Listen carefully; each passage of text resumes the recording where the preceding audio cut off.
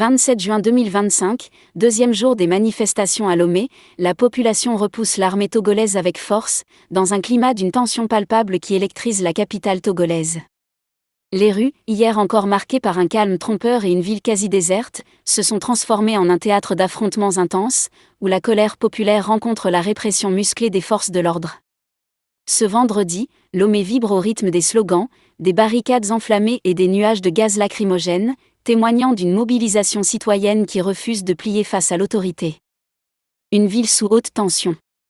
Dès les premières lueurs de l'aube, Lomé s'est réveillée sous un ciel lourd, comme si la météo elle-même reflétait l'atmosphère oppressante qui règne dans la capitale. Les quartiers populaires, tels que Bay, Adidogomé, Atikoumé et Bekpota, sont devenus des foyers de contestation. Les jeunes, fers de lance de ce mouvement, ont repris les rues avec une détermination renouvelée, après une première journée marquée par des échauffourées sporadiques et une forte présence sécuritaire. I knew I needed to find a way to navigate the market with more confidence. That's when I discovered Kraken's educational research.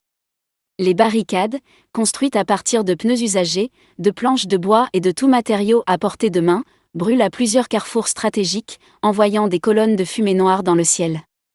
Ces barricades ne sont pas seulement des obstacles physiques, elles symbolisent la résistance d'une population lassée par des décennies de gouvernance contestée. Les forces de l'ordre, déployées en grand nombre, patrouillent les artères principales avec une vigilance accrue.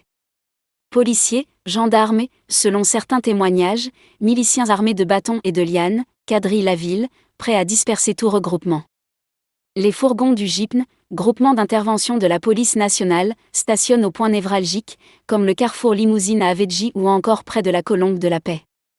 Pourtant, loin de se laisser intimider, les manifestants, majoritairement jeunes, défient l'autorité avec des slogans percutants, « Fort doit partir »,« Libérer le Togo » et « Non à la dictature ».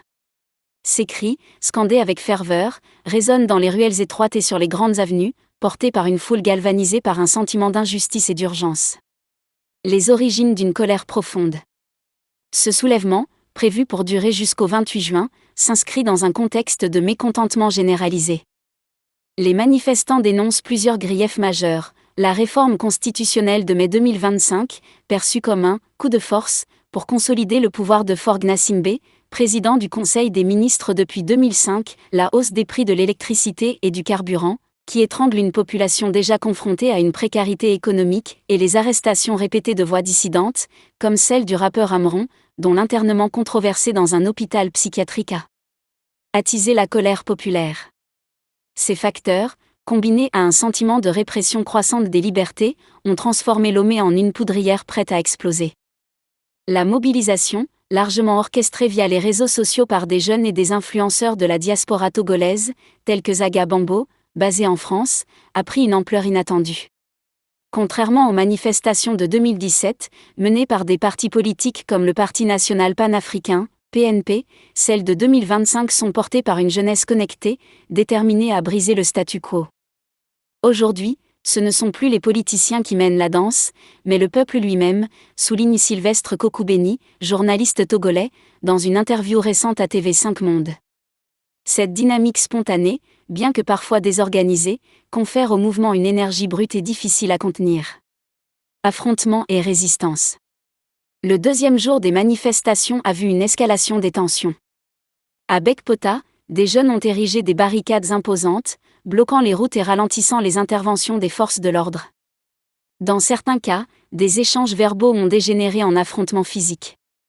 Des vidéos circulant sur les réseaux sociaux montrent des scènes où des manifestants jettent des pierres en direction des forces de sécurité, qui répondent par des tirs de gaz lacrymogène, et dans certains cas, des coups de matraque. À Adidogomé, près du lycée moderne, des interpellations musclées ont été rapportées, avec des manifestants poursuivis dans les ruelles par des agents en tenue anti-émeute.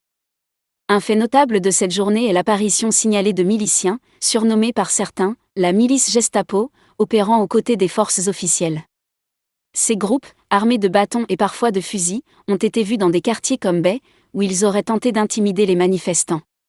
Ces allégations, relayées par des posts sur X, ont suscité l'indignation de la société civile et d'organisations internationales comme Amnesty International, qui a appelé à une enquête sur les possibles exactions commises lors des manifestations.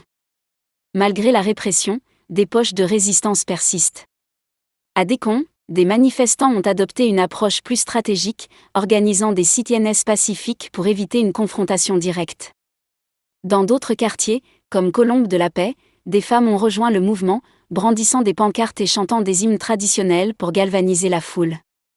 Leur présence, remarquée et saluée sur les réseaux sociaux, ajoute une dimension symbolique à la lutte, rappelant le rôle historique des femmes togolaises dans les combats pour la justice sociale. Une ville entre peur et détermination. Lomé, ce 27 juin, présente un visage contrasté. Si les grandes artères restent sous contrôle des forces de l'ordre, les quartiers périphériques bouillonnent d'une énergie contestataire. La ville, habituellement animée par le bruit des mototaxis et l'agitation des marchés, semble figée dans une attente nerveuse. De nombreux commerces sont restés fermés, et les habitants, craignant des débordements, limitent leurs déplacements. Cette atmosphère de « ville morte », décrite par plusieurs médias locaux, traduit à la fois la peur des représailles et la solidarité tacite avec les manifestants. Pourtant, la détermination des protestataires ne faiblit pas. Les réseaux sociaux, en particulier X, sont inondés de messages de soutien et d'appels à continuer la lutte. Des hashtags comme #4mustgo et #TogoLibre dominent les discussions, tandis que des vidéos montrant les affrontements et les barricades enflammées circulent largement. Ces images, souvent accompagnées de commentaires dénonçant la répression, amplifient la visibilité du mouvement à l'international, attirant l'attention d'organisations comme Human Rights Watch et l'ONU, qui surveillent la situation de près. Réaction et perspective. ChatGPT reçoit 123 millions de visites par jour, et la plupart des gens